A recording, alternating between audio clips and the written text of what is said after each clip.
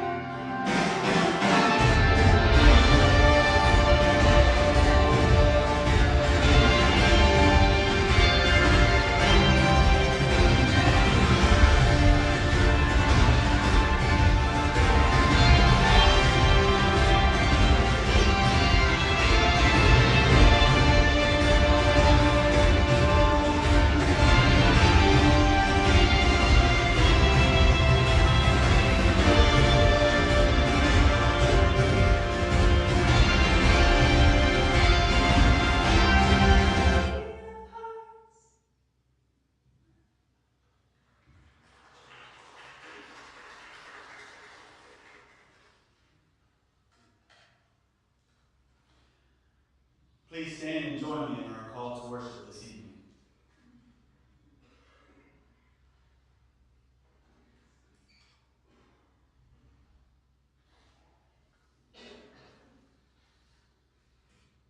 Can you guys see it on your screens? Okay, perfect. And this is the judgment, that the light has come into the world, and we loved darkness rather than light.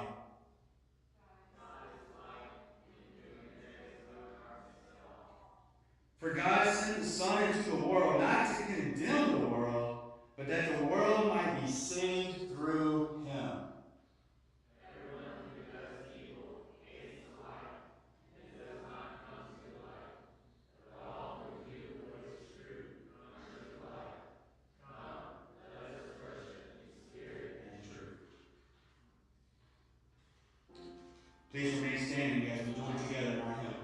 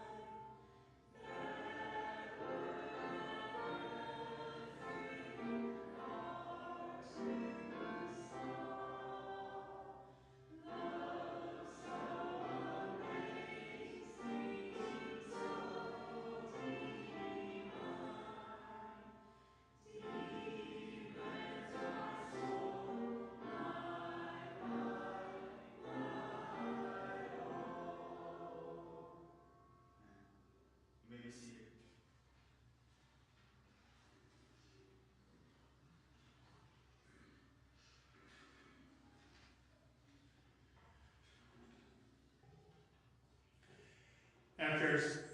After having sung a hymn, Jesus and the disciples left the city for the Mount of Olives. As they walked, Jesus said to his disciples, "You will all desert me this very night. So it is written in the prophet Zechariah, 'Strike the shepherd, and the sheep will be scattered.'" Then Peter protested, "Though all desert, I will remain by you." Jesus replied, "I tell you truly that in this very night, before the cock crows twice, you shall deny me 3 times. Still Peter maintained, "Even though I must die with you, I will never deny you." And so declared all the disciples.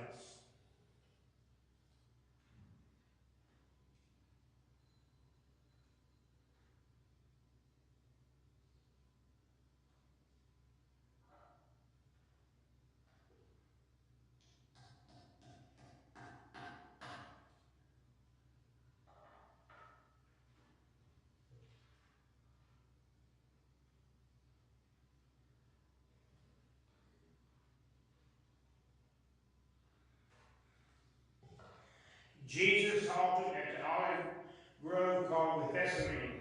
Then, going apart with Peter, James, and John, he left them on watch and continued a little farther alone. Then he fell on his face in anguish prayer. Soon he returned to the three on watch and found them sleeping.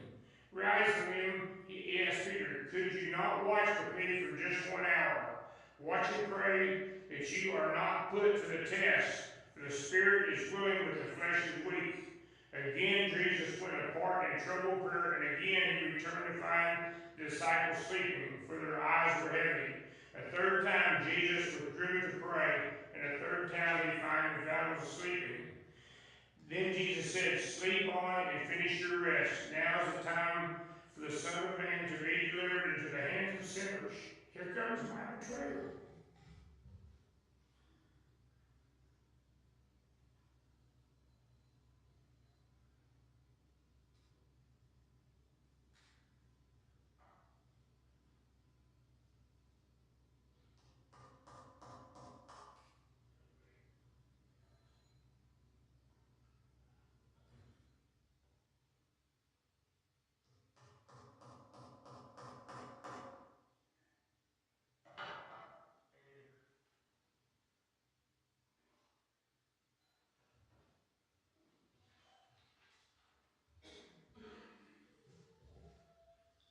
Jesus had not finished speaking before Judas, one of his own disciples, arrived with a group of Roman soldiers and other armed men from the temple.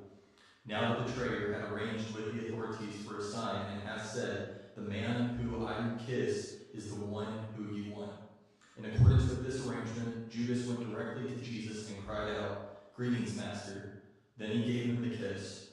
Jesus responded, "Judas, would you betray the Son of Man with a kiss?" Immediately, the soldiers laid hands on Jesus and held him fast. Then one of the disciples with Jesus drew his sword and cut off an ear from the slave of the high priest. But Jesus said to him, "Sheath your sword. All who take up the sword will perish by the sword.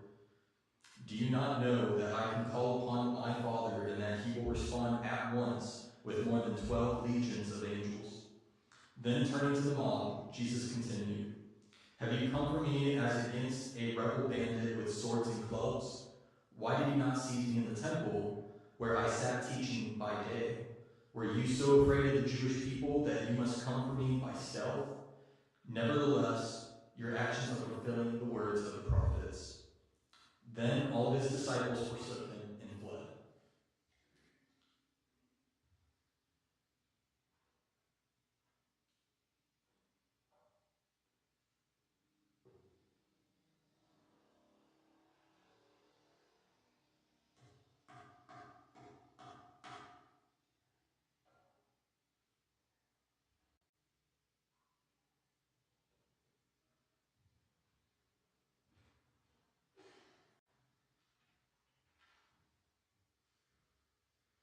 Those who had seized Jesus brought him to Caiaphas, whom the Romans had made high priest. Peter followed at a distance as far as the courtyard. There he sat with the attendants and warmed himself by the fire. The high priest had gathered his full council, and they began to arrange the case against Jesus, which they would present to Pontius Pilate, the governor. The charge was that Jesus claimed to be the king of the Jews, and they brought in many false witnesses, but to no avail. Finally, two came forward and testified. "We heard this man say, 'I will tear down the temple made with hands, and within 3 days build another not made with hands.'" The testimony was evidence that Jesus claimed an authority over the temple affairs, which traditionally belonged only to the rulers of Israel. And in those days, Israel was ruled from Rome. Yet even these witnesses were unable to agree on their testimony. Finally, Caiaphas stood up and examined Jesus directly. "Have you no answer to these charges?" demanded the high priest. Jesus remained silent and answered nothing. Then the high priest put the question of kingship in terms of royal titles: anointed and son of God. "Are you the anointed one, the son of the blessed?" he probed. Jesus answered, "I am. And you shall see the Son of Man seated on the right hand of power and coming in the clouds of heaven." The high priest turned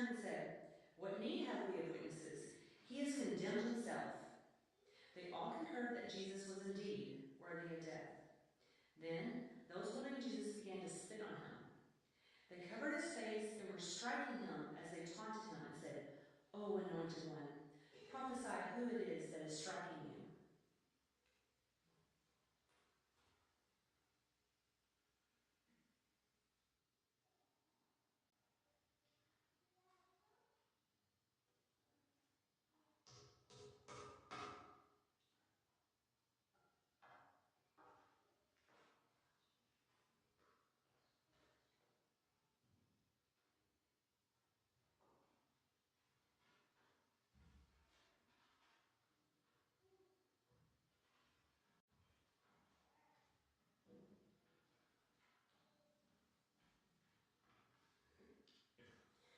Now Peter was warming himself in the courtyard when a small slave girl entered.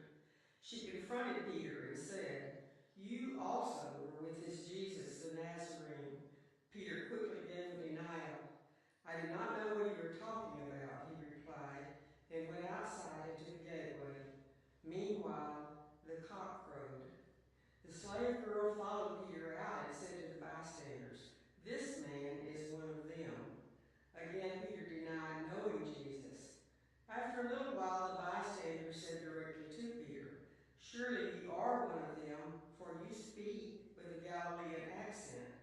Then Peter began to swear with an oath, "I do not know this person of whom you are speaking." But the cock interrupted him as it crowed for the second time. Immediately, Peter remembered how Jesus had said to him, "Before the cock crows twice, you will deny me 3 times." He went out and wept bitterly.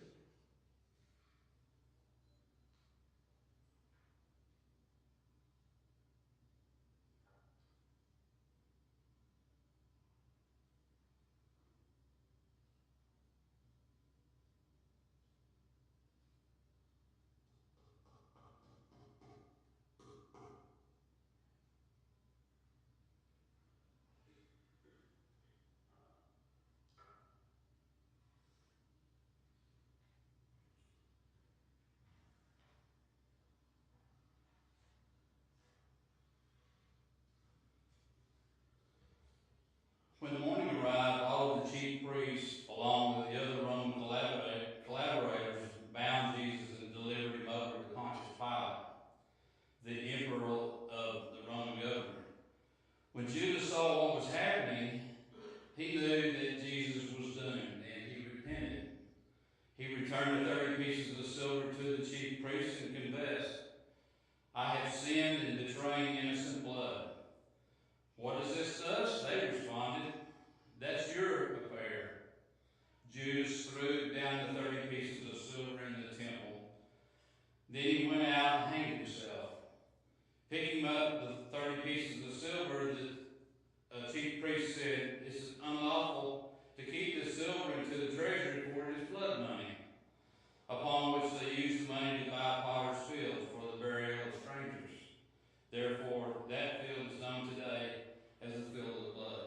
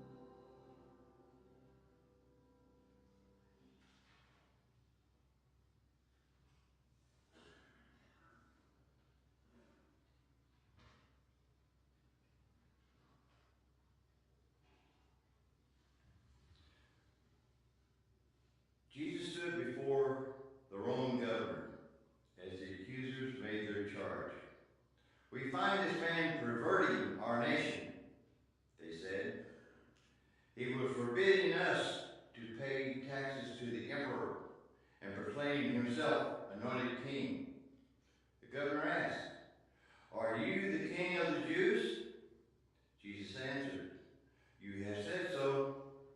The chief priests were accusing him of many things. Therefore, Pilate again spoke to Jesus. "Have you no answer to give?" he asked. "Look at how many accusations they are making." Jesus astonished Pilate by remaining silent.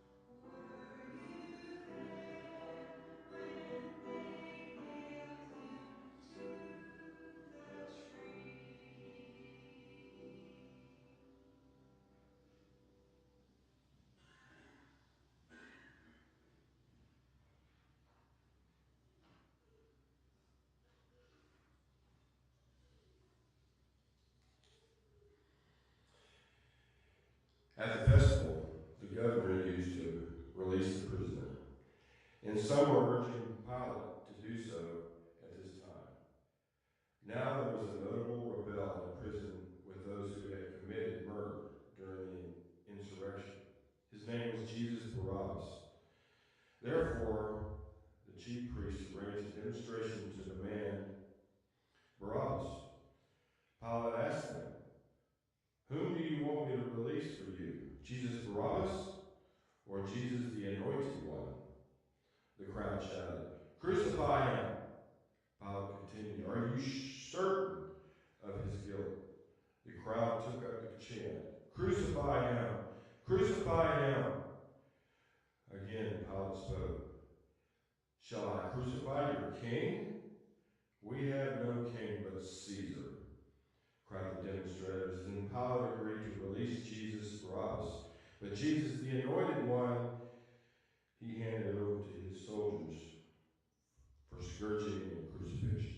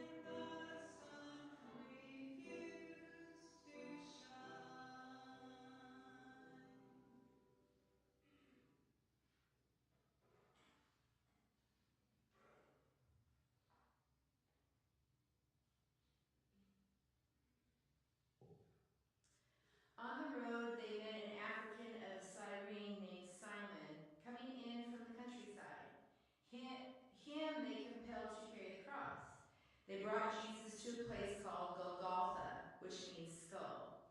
There they crucified him. They offered him wine mingled with myrrh, but he refused it. His garments they divided among themselves, casting lots for them. Over his head they inscribed the charge against him, the King of the Jews. Also there were two insurrectionists crucified with him, one to his right and one to his left. Those who passed by were shaking their heads in derision and saying, "So you would destroy the temple and rebuild it in 3 days? Save yourself. Come down from the cross." Likewise, the priestly collaborators mocked him as they said to one another, "He saved others, himself he cannot save. Let the Anointed One, the King of Israel, come down from the cross that we may see and believe." Even the two crucified with him reviled him.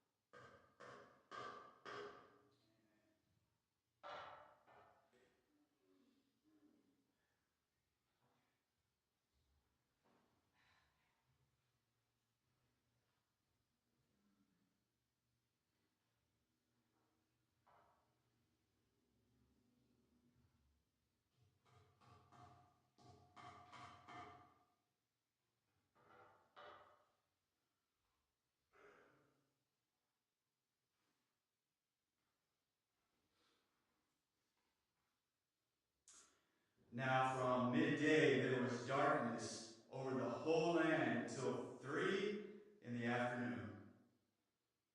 At that hour Jesus cried out in a loud voice, "Eli, Eli, sabachthani," words that mean, my God, why have you forsaken me?"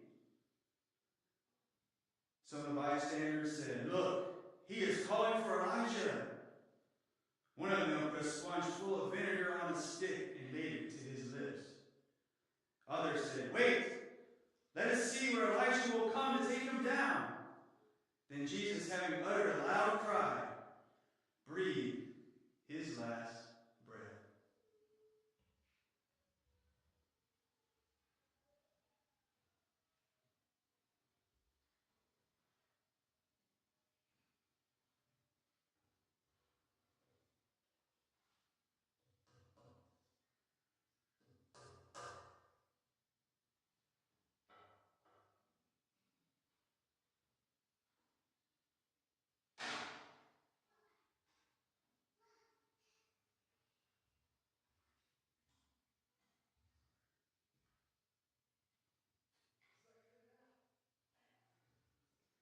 Suddenly, the curtain of the temple was torn in two from top to the bottom.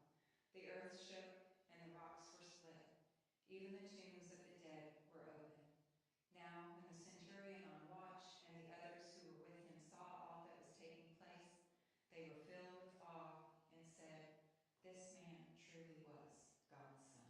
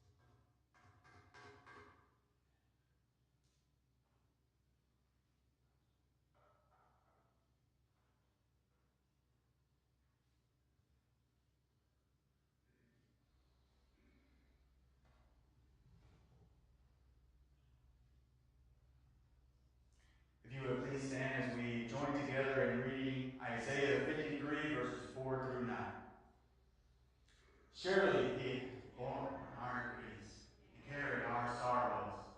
Yet we esteemed him stricken, smitten by God, and afflicted. But he was wounded for our transgressions. He was bruised for our iniquities. Upon him was the chastisement that made us whole, and with his stripes we are healed. All we like sheep have gone astray. We have turned away unto his way. And the Lord has laid on him the iniquity of us all. He was oppressed, and he was afflicted, yet he opened not his mouth. Like a lamb that is led to the slaughter, and like a sheep that before its shearers is dumb, so he opened not his mouth. By oppression and judgment he was taken away. And as for his generation, who considered that he was cut off out of the land of the living, stricken for the transgression of my people.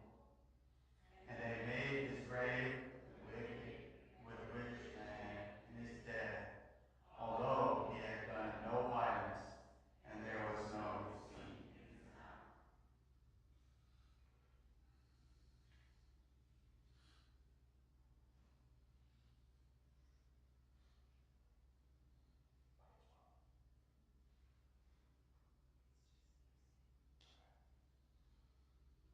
Friends, as you go out tonight, I ask you to go out in silence. This service is